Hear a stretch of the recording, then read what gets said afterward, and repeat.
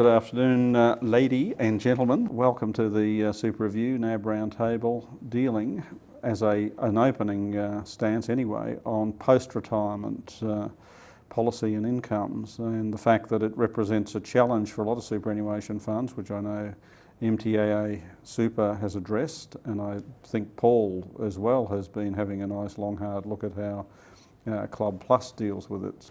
I have the view that the baby boomer and those 60 plus have probably missed the boat. It doesn't matter what product. I mean, at the end of the day, will there be enough in the balance to purchase a product, to fund a product that's going to really defray that longevity risk? I think the opportunity is more in the Generation X and certainly in the Generation Y space, and it probably involves as much looking at the front end. I mean, this isn't really what the conversation is about, but looking at the front end to encourage people to save more, because the more they save earlier on, as we know, the more they're likely to have in retirement.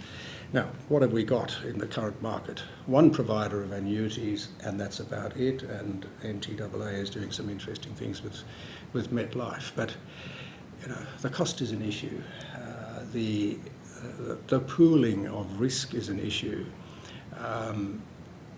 These things are extraordinarily difficult to grapple and grasp with. The challenge, I think, this has been discussed and debated and been front of mind probably in the industry for the last 3 years at least, and very few funds have the capacity, the scale, the size. And I wonder also, given the policy settings that Paul has alluded to, there is that concern that it doesn't matter what we launch, the environment is not quite right for it yet. I think there's also a cultural thing too. Like the Australian retiree, as we sit here today, has a very, very strong lump sum mentality. And that's you can't argue that, because that's what they've grown up with and lived with.